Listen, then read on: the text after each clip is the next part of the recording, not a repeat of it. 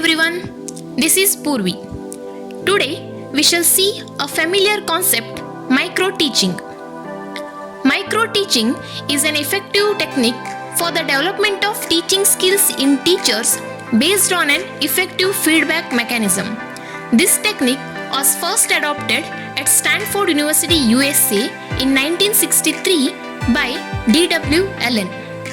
Micro-teaching is a training technique which require a student teacher to teach a single concept using specified teaching skills to a small number of pupils in a short duration of time. It is foundation of teaching, especially for the student teacher. Let's see micro-teaching cycle. It contains 6 steps: plan, teach, feedback, replan, reteach and refeedback. In this whole process, the teacher trainer gives the demonstration of the skill in simulated conditions to the teacher trainees. Then, a student teacher was asked to prepare a short lesson for a small group of learners on the basis of demonstrated skills. The teacher trainee teaches a lesson to a small group of pupils. His lesson is supervised by a supervisor and peers. On the basis of observation, the supervisor gives feedback to the teacher trainee.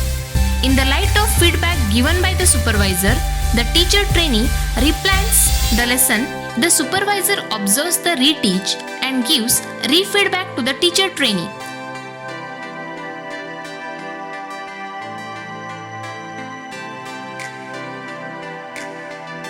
Now, let's move on to the skills of micro-teaching technique. These are the some skills in micro-teaching. Let's see one by one. First one is the skill of introducing a lesson. The introduction provides interest and motivation to the students. It focuses student attention on the lesson and its purpose. The skill of introducing a lesson, it involves establishing rapport with the learner and capturing their attention and exposing them to the essential content. The important components of this skill are using previous knowledge and using appropriate devices. It includes giving examples, similarities, questioning, storytelling, role-playing, etc. Next one is the skill of explaining. Explanation is the main skill in teaching because clear explanation makes teaching learning process more effective. Explaining is concerned with answering the questions why.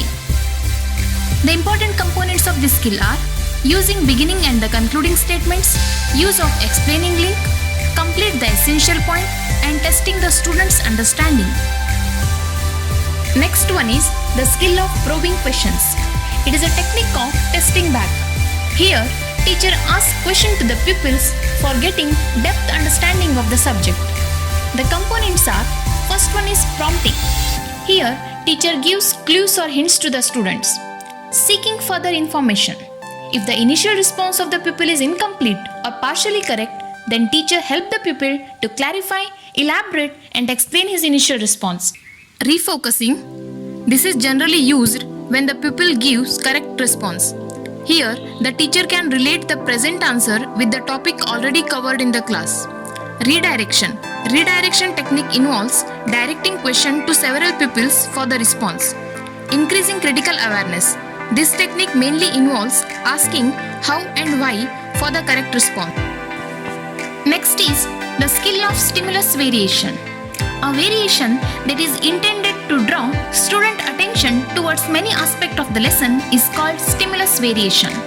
The components are, first one is movement. Teacher move from one position to another purposely in the classroom to focus on particular student. Gesture. Gesture are the movements that the teacher can use to express the feelings or emotions. Changing speech pattern. The voice of the teacher must be clear and comfortable to the students. Focusing. It refers to directing pupils' attention to a particular point. Changing interaction style. It involves interaction of a teacher with the whole class. Pausing. Pausing means introducing a silence for a second during a class. Next is the skill of blackboard writing. Blackboards, being the visual aids, are widely used in all aspects of education and training. A good blackboard work brings clearness in perception and the concepts being taught.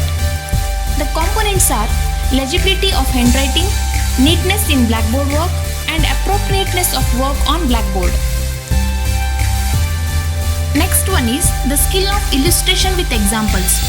The skill of illustration involves describing an idea, concept, principle, or generalization using various examples.